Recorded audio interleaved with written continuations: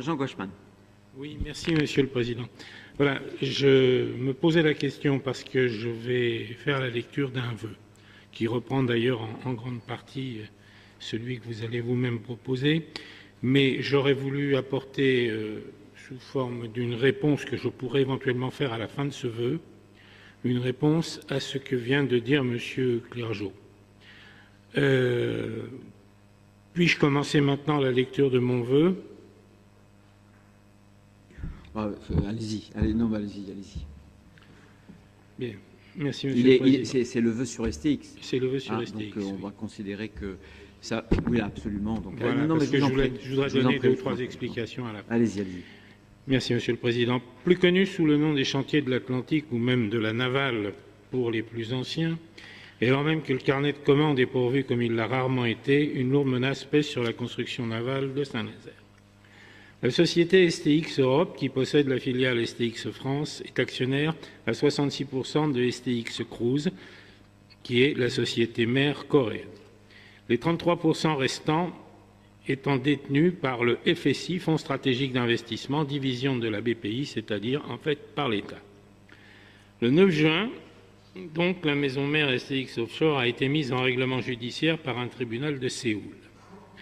Elle avait déjà été lâchée par les banques auparavant et ne pouvait plus faire face à ces échéances. Un plan de restructuration de la dette qui s'élèverait, j'ai bien s'élèverait au conditionnel parce que je n'ai pas pu faire le point sur le montant exact de la dette, s'élèverait donc autour de 600 millions de dollars, a été proposé et le tribunal a accordé jusqu'au 9 septembre à la société pour trouver un accord avec ses créanciers. Passé cette date et en l'absence de résultat, elle sera mise en liquidation judiciaire. Ces actifs étant essentiellement constitués par les chantiers de Saint-Nazaire, il est plus que probable que STX cherche à les vendre, ce qui était du reste dans ses intentions depuis plusieurs mois. Si cela n'était pas réalisable avant la fin du délai, ces chantiers courent le risque d'être littéralement bradés, puisque dans ces conditions, la liquidation d'actifs de la société mère pourrait s'étendre aux filiales. Au moment de la cession au FSI, les 33% de parts sociales étaient estimés à 110 millions d'euros. Mais au 31 décembre 2010, un rapport du Sénat les estimait à la moitié, soit 55 millions d'euros.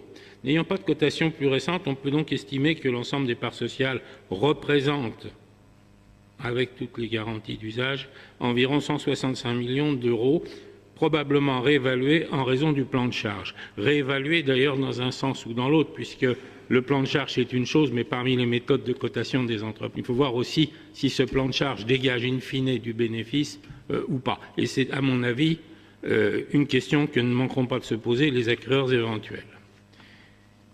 Il suffirait donc d'augmenter la participation publique d'une trentaine de millions d'euros pour que celle-ci devienne majoritaire.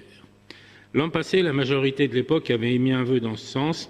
Il nous apparaît aujourd'hui indispensable que notre région des Pays de Loire, qui n'a pas hésité à financer le projet pourtant hasardeux, mais hasardeux, il ne faut pas le prendre au sens critique, c'est simplement parce que la clause de bonne fortune rend justement hasardeux les remboursements de ces 40 millions qui autrement seraient transparents, nous en convenons, pour la région. Donc, qui n'a pas hésité à financer le projet de Notre-Dame-des-Lordes, s'implique dans ce qui est véritablement, car ne serait plus ce qu'elle est.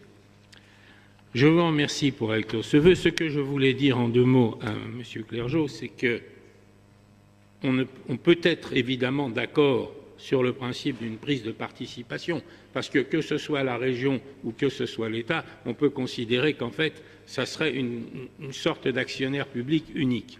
Par contre, ce que je voudrais simplement dire, et c'est là où le rôle de la région va être extrêmement évidemment important, et personne aujourd'hui ne peut dire ce que nous allons trouver en face de nous, c'est que pour qu'il y ait un vendeur, enfin pour qu'il y ait un acheteur plus exactement, il faut qu'il y ait un vendeur.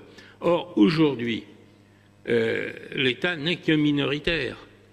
Et quand on est minoritaire, on ne peut pas faire grand-chose, malheureusement.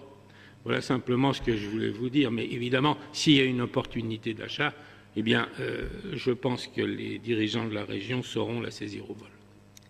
Merci, monsieur. Merci. Je vais passer maintenant la parole. Pascal Debord, c'est une fausse manip ou s'inscrivait maintenant pour STX ou si c'était déjà fait parce qu'il y a eu un glissement dans le oui, mais dans les non, débats parce que de oui, la effectivement. C2. Non, mais si vous voulez vous exprimer sur STX, allez-y. Le Front Parce que National. je voulais savoir si, à l'égard du vœu qui est proposé pour la suite, est-ce qu'on s'exprimerait Attendez, ensuite ou pas on le fera à la fin, le vœu. Oui. On le fera à la fin. Le Donc nouveau vœu. Le Front National s'exprimait sur la première mouture. mouture. La parole ensuite, si vous voulez. Ça vous va? Sur STX, voilà, après le. Voilà, absolument. C'est ça? Oui. On peut rester longtemps comme ça. Hein. Je voudrais que... voilà, on va voter les rapports, mais je voudrais revenir sur STX. Il y a des amendements aussi, j'imagine, mais je voudrais revenir sur STX et en même temps sur, finalement, notre stratégie économique, puisque elle a été évoquée. Je voudrais maintenant revenir sur STX.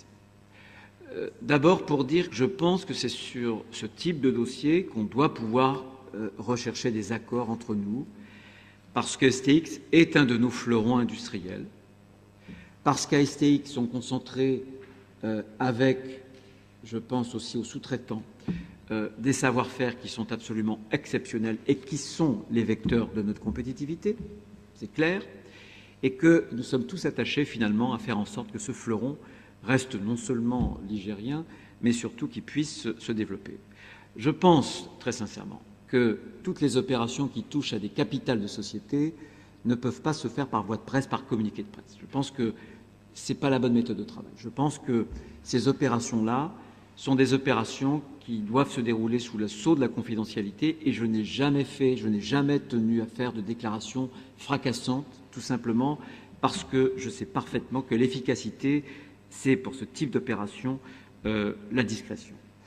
Avant même d'avoir été élu, j'ai pris un certain nombre de contacts. Depuis que je suis élu ici à la tête du conseil régional, j'ai développé ces contacts aussi bien avec le management, aussi bien avec des industriels de l'écosystème général, si j'ose dire, de la navale, et en même temps avec le cabinet et Emmanuel Macron de l'économie que j'ai eu hier et que j'ai finalement, lui ou son cabinet, pratiquement toutes les semaines.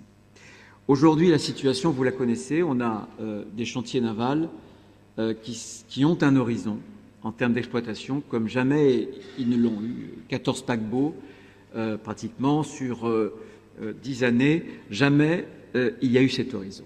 C'est la raison pour laquelle il n'y a pas seulement un problème capitalistique, mais cette stabilité d'exploitation doit pouvoir s'accompagner de cette stabilité capitalistique, mais dès notre arrivée, on a voulu travailler, aussi bien d'ailleurs sur les compétences, parce que moi je ne veux pas que toutes ces commandes fassent venir plus de travailleurs détachés. Je souhaite que ces commandes, je l'avais déjà dit au moment du budget primitif, puissent profiter aux travailleurs ligériens, français, et c'est la raison pour laquelle nous avons mis en place, avec un travail patient de toute la filière, on a repéré plusieurs centaines d'emplois qu'il faut recruter, articulés autour de plusieurs dizaines de métiers. Ces formations, nous allons les lancer et ça va nous permettre de répondre le mieux possible à cette demande pour STX, mais aussi pour ses sous-traitants.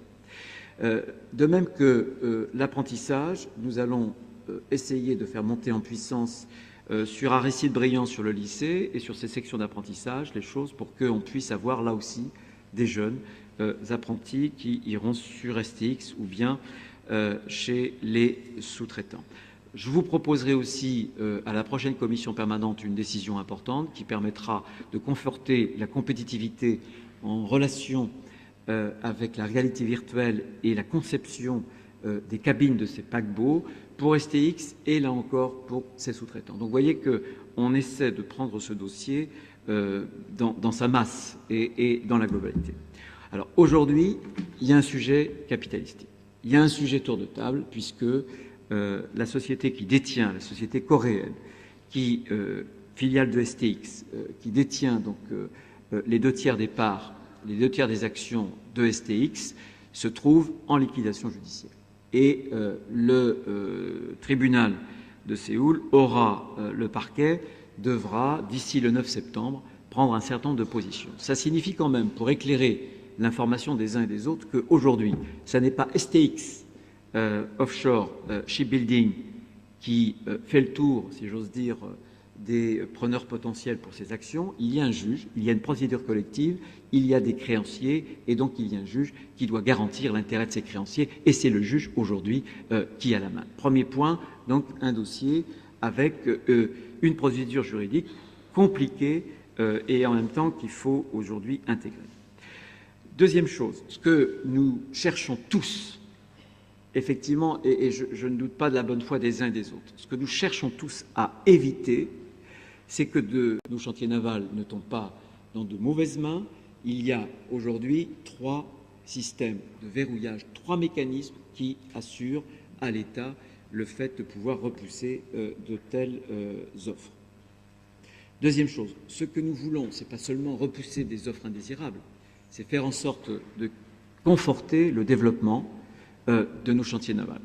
C'est de faire en sorte que, en même temps que désormais il est un horizon d'exploitation stabilisé, avec des commandes importantes, il puisse avoir un tour de table industriel qui lui assure aussi cette stabilité capitalistique. Pour ce qui concerne notre rôle, moi, comme je l'ai déjà dit, je n'écarte aucune solution, y compris bien sûr, si nous devons le faire, entrer au capital. Simplement, ce que je veux dire, c'est que ce sont des opérations qui sont lourdes. Je connais des grandes entreprises qui, dans d'autres secteurs, peuvent être stratégiques, qui peuvent aussi avoir besoin de capital. Il est hors de question que la région se lance dès qu'il y a une difficulté dans des opérations. Ça n'est pas notre travail ni notre mission, que les choses soient bien claires. Mais nous devons veiller à ce qu'il y ait un tour de table qui soit un tour de table qui assure la solidité et le développement de nos chantiers navals. D'autant plus que, certes, la loi avait prévu que les régions pourraient rentrer au capital de sociétés commerciales. Il fallait un décret. Ce décret, il est paru il y a quelques jours, le 16 juin. Que dit ce décret? Il dit déjà que les opérations de prise de capital pour les conseils régionaux sont très, très encadrées. Quelques exemples. Premier exemple, il encadre le montant de la prise de capital à 1% de nos recettes réelles de fonctionnement. J'ai demandé à nos services de savoir ce que cela pouvait donner. Ça limite une prise de participation à environ 10 millions d'euros. Ensuite, il y a un certain nombre de verrous qui sont là encore assez lourds, mais qui encadrent évidemment pour chaque région de France des opérations de prise en capital. Ça ne veut pas dire du tout que ça les empêche, mais ça veut dire que ça les encadre et qu'il faut en tenir compte. Pour résumer, quelle est notre position, qui est, je pense, inscrite dans le vœu qu'on va vous proposer, qui a peut-être déjà été distribué aux uns aux autres. C'est que moi, je n'écarte aucune solution. Chaque semaine, je fais un point avec Bercy, avec le ministère de l'économie. J'ai eu des contacts moi-même avec un certain nombre d'industriels. Le ministère en a aussi. Aujourd'hui, il y a un certain nombre de solutions. Je souhaite simplement que nous puissions jouer notre rôle.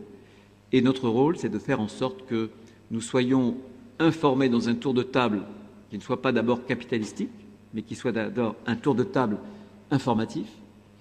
Aujourd'hui, c'est le cas.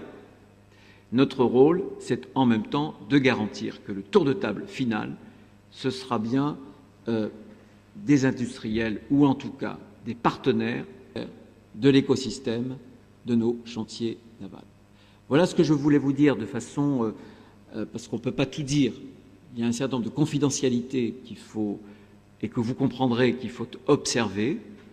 Moi, je n'ai jamais fait de STX un sujet de bataille politicienne. Je pense que c'est un sujet qui est trop important pour nous pour qu'on puisse le jeter en pâture sur l'esplanade publique. Mais ce que je peux vous dire, c'est que nous prendrons tous les moyens, tout. Et si demain, ce devait être une prise en capital qui serait nécessairement limitée, comme ce décret dont je vous ai parlé la limite, nous le ferions. Voilà dans quel esprit nous sommes.